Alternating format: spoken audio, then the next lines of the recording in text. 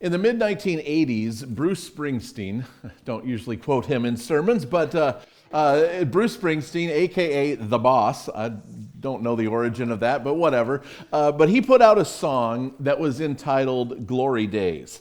And it's a song that recounts people getting together and talking of the glory days of past accomplishments, and the fact that such days will come and then be gone, and hopefully that's not the only thing that you have to talk about.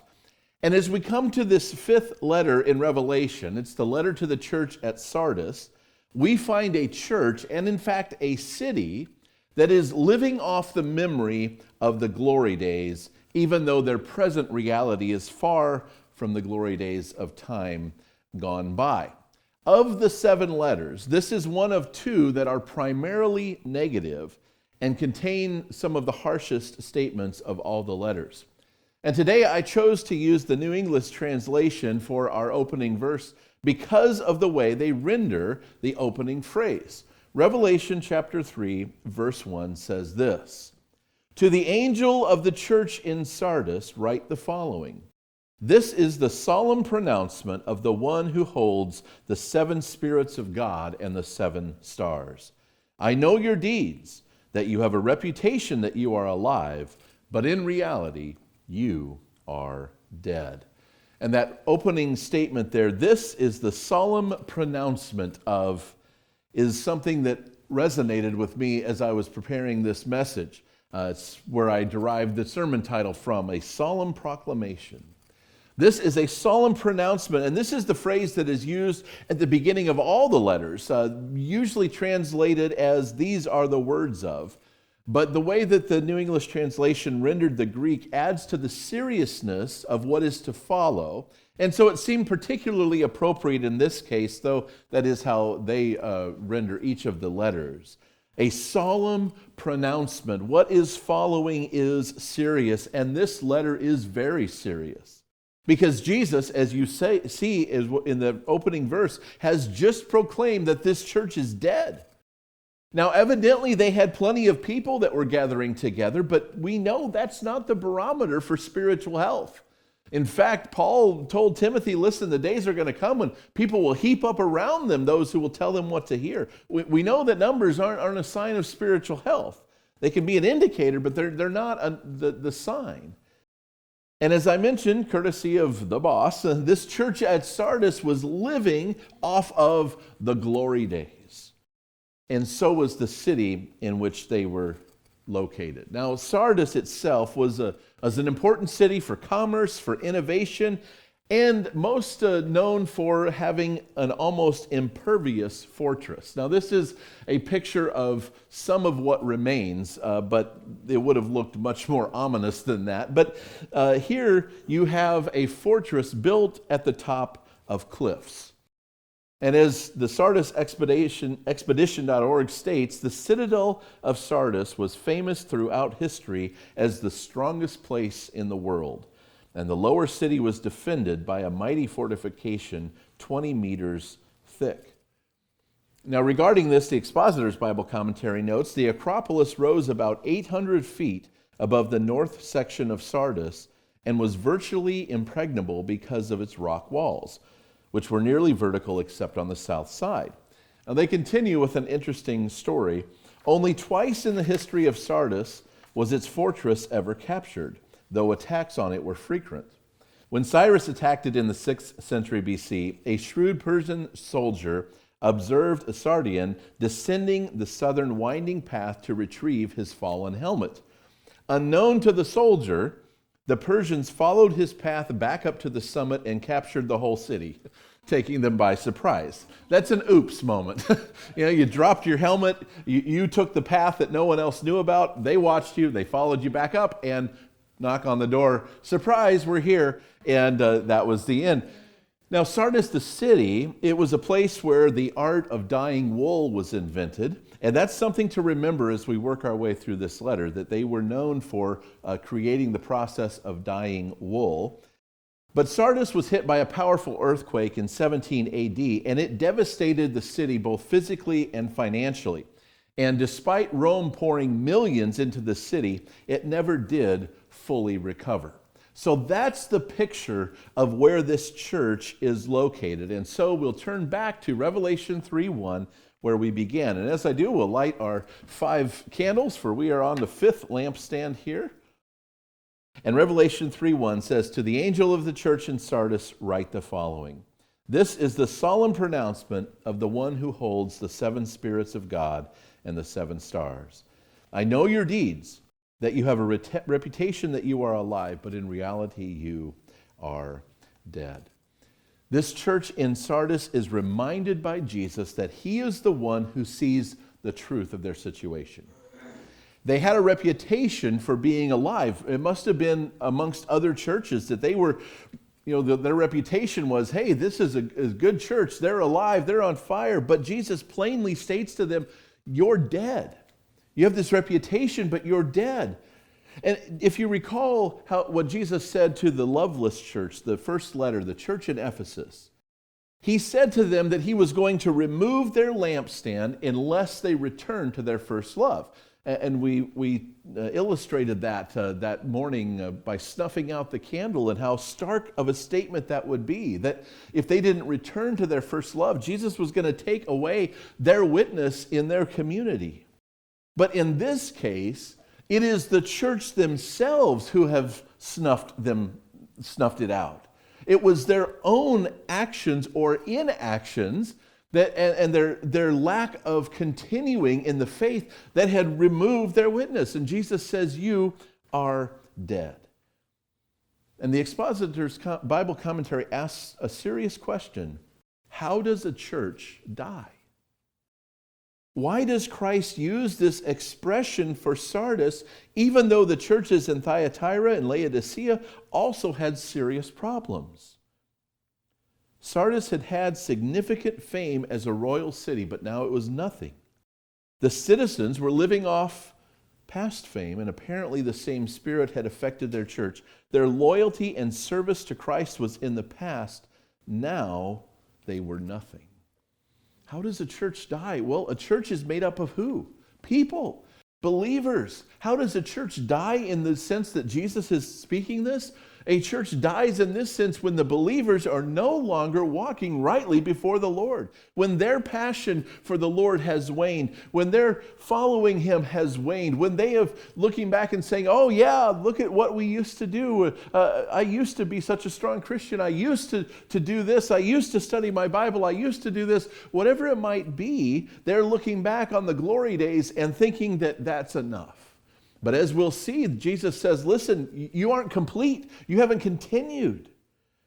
And specifically regarding the wool idea that we will get to in the upcoming messages, Jesus commends a few amongst the church, a few of the people in the church, by saying, you have not soiled your clothes.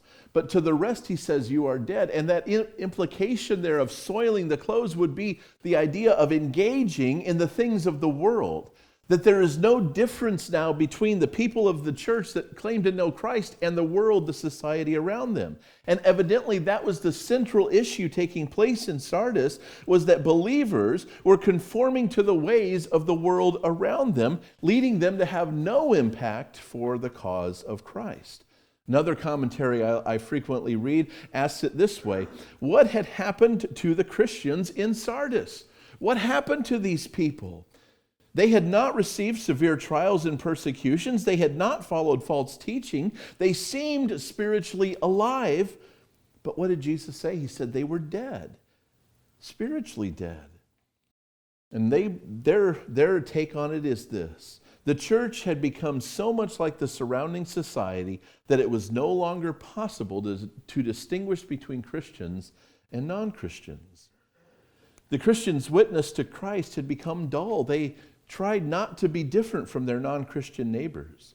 They didn't want to oppose the customs and traditions of the people. Therefore, their church was at peace with the society around them. There was no persecution and no life. In this world, they were content. They had everything they wanted, but their spirit had become weak, as good as dead. What had happened to them? And the implication, as I said, from Jesus is that there were some who had not soiled their clothing. And that idea there is that friendship with the world, that engaging in the things of the world, that there's no difference, that people don't see a difference between a follower of Christ and a person who just lives in the world.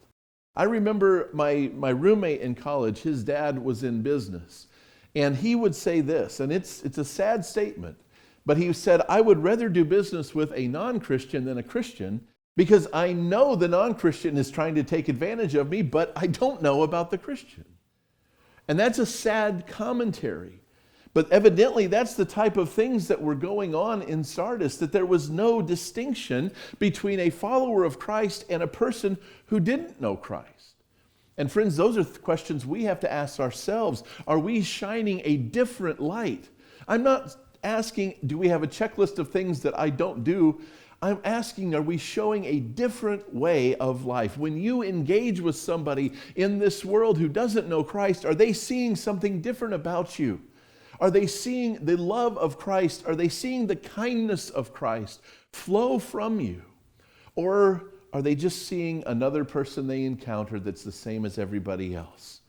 And you have opportunities. You have small opportunities and you have big opportunities. You have a small opportunity when you go to a restaurant and things don't go well. And you can show kindness to the server or even the person who made your order wrong. And you can be pleasant about asking, could I get this changed? And maybe they watched you pray over your food before you ate. And maybe there is an element of them seeing that. One of the men that used to work in our association or in our state office, Richard Nations, I remember when I would eat with him, he was just such a kind and gentle person, and it was very natural for him to do this. It wouldn't work for everybody because some of us just don't come off the same, but he had such a quiet, gentle spirit, and he would say to the server, hey, we're getting ready to bless our food. Is there anything we can pray for you about? And you know what? People said yes most of the time. Sometimes they're like, no, I'm fine. But a lot of times they would say yes. And it was just so natural for him. Some of us might try to do that, and it would be really awkward or come off strange, like, sit down, tell me what you want me to pray for. But for him, it was just so natural. But are we showing people a difference? And that's a small example, but you know what? You could be a blessing to someone who's having a terrible day. David Miller's dad used to say, if you get bad service, tip them more because they're probably having a terrible day. Are we showing people a difference in the small things and in the big things? But let's make certain we're doing it in the small things. Those people you interact with at work or your neighbors or friends or clubs you're in or whatever you might be, do people see a difference when they engage with you? That's a question we each need to ask ourselves.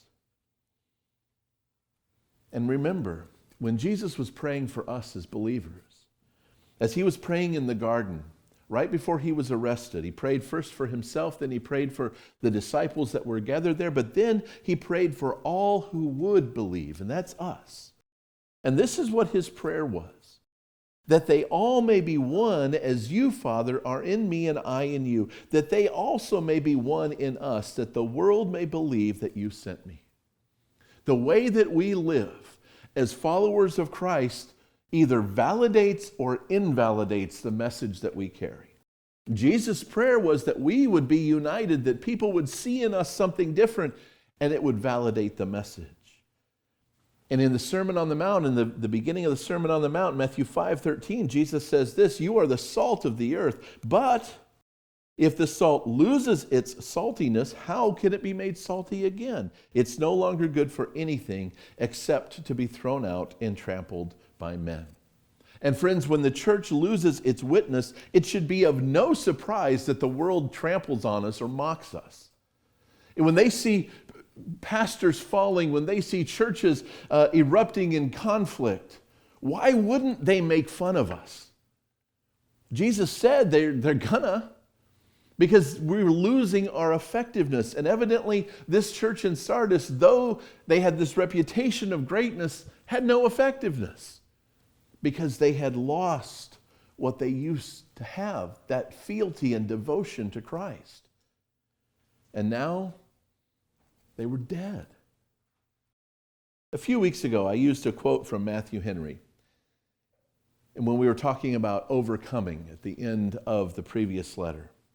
And he said this, "After every victory, let us follow up our advantage against the enemy, that we may overcome and keep the works of Christ to the end." Well, for the Sardines, the Sardinians, we find that Jesus is going to point out in this letter that they had not continued, that they had not completed their purpose. And in Matthew Henry's writing regarding this letter to the church at Sardis, he said this, "Whenever we are off our watch, we lose ground." Thinking about the previous church, we think about being an overcomer and Jesus' words about that overcoming and pressing our advantage. We see God do something and it motivates us, it moves us forward. And we see a victory and we start praying harder for the next one. We don't shrink back, but we're emboldened to go forward. Well, however, when we start not paying attention, when we start being complacent, we lose ground. And this church that had started out very well because they had glory days to think about, but that's what they were still living in and not realizing that they had actually died. And Jesus says, you're not complete. You didn't continue. The church at Sardis must have had a time of faithfully walking with the Lord. But now, rather than continue in the faith, they had grown complacent and were celebrating who they used to be, not who they were at that day. They were looking back to the glory days just as their city was. But their present circumstances were far different. But they were unable to see it. And remember last week we talked about how rebellion blinds our eyes. Well, this church at Sardis didn't recognize that they had died. They were thinking about what they used to be, but they weren't recognizing where they currently were. They were unable to see it, and it was only a solemn proclamation from Jesus that was going to bring them back to life. And that's the purpose in this letter. It's a serious letter, but there is a purpose to awaken them, as we will find. And as I was thinking about that, a particular story from the Old Testament came to mind, a story where there was a shocking moment. It's from the book of Daniel, and it's about King Belshazzar, who is the one who followed up my favorite Old Testament name, Nebuchadnezzar, as far as the Babylonian kings, Nebuchadnezzar. But Belshazzar followed up after Nebuchadnezzar. And one evening when he was having a party, something startling happened. We read in Daniel chapter 5, verse 5, "Suddenly they saw the fingers of a human hand writing on the plaster wall of the king's palace near the lampstand. The king himself saw the hand as it wrote, and his face turned pale with fright. His knees knocked together in fear, and his legs gave way beneath them."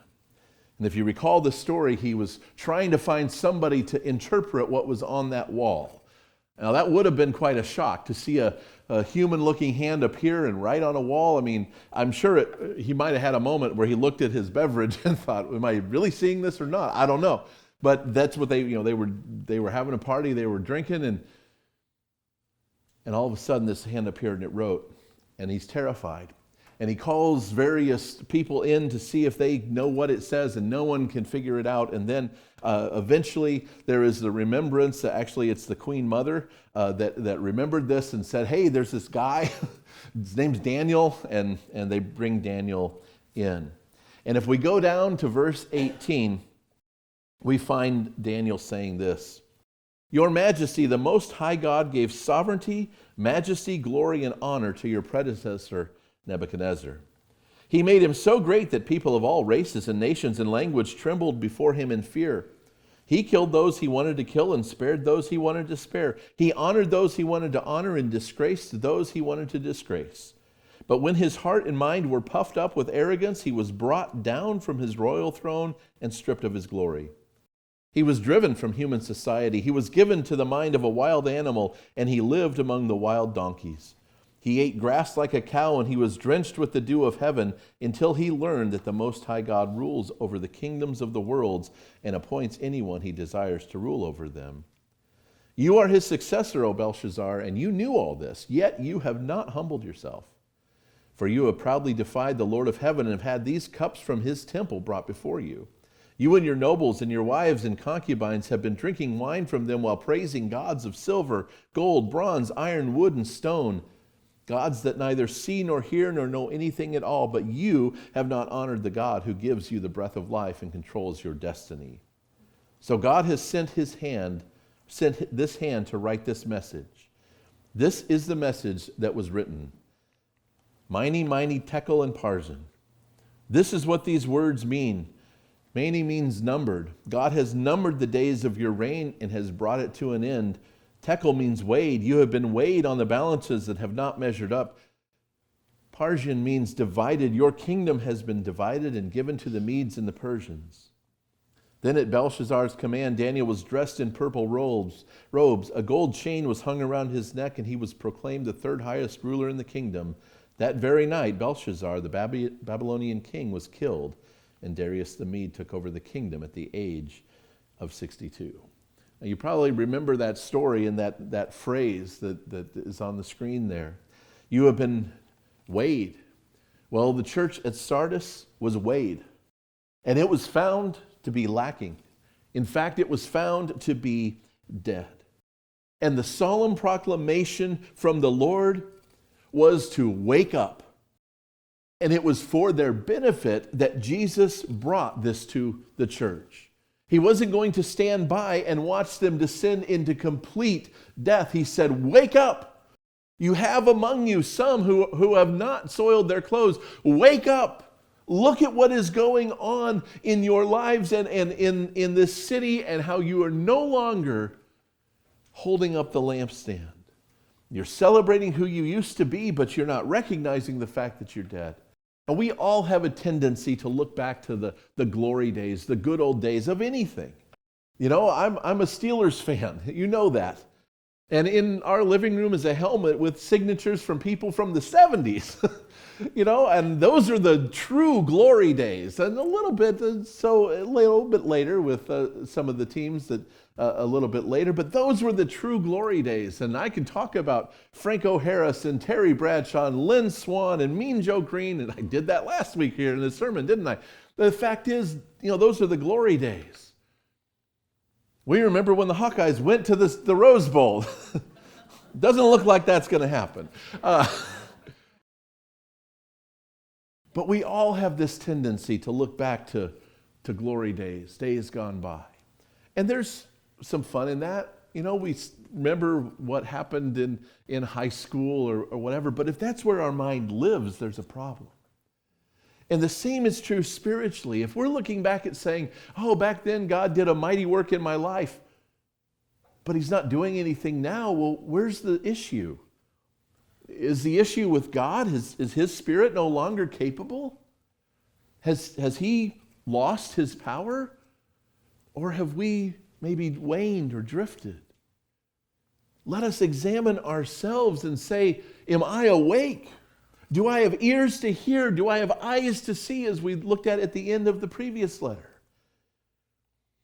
Lord, show me. And if I'm slumbering, wake me up. This letter would have been a startle to this church because they thought everything was great. And Jesus had a much different perspective. And just like Belshazzar was shocked when that hand appeared and when the message went forth, so too this church at Sardis would have been startled with this solemn pronouncement. To the angel of the church in Sardis write, these are the words of him who holds the 7 spirits of God and the 7 stars. I know your deeds. You have a reputation for being alive, but you are dead. Wake up! Strengthen what remains and is about to die, for I have not found your deeds complete in the sight of my God. Remember, therefore, what you have received and heard. Obey it and repent. But if you do not wake up, I'll come like a thief, and you will not know at what time I will come to you. Yet you have a few people in Sardis who have not soiled their clothes. They will walk with me dressed in white, for they are worthy. He who overcomes will, like them, be dressed in white. I will never blot out his name from the book of life, but will acknowledge his name before my Father and his angels. He who has an ear, let him hear what the Spirit says to the churches.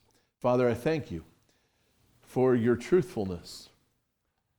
You come before us and you present your word in truth. And in those moments where we need to be startled and woken up, you do that. In the moments where the still small voice quietly strengthens us and comforts us, you do that. Father, you are all things to us. And I pray as we study this letter that you would show us areas of our own lives where we might have fallen asleep in. That we would represent you to a lost and dying world and show something different. That we would look upon the world with the compassion that Jesus did as he walked this earth. That we would show kindness and love to those that we encounter. That we would embody even the instruction to show love to those who don't show love to us.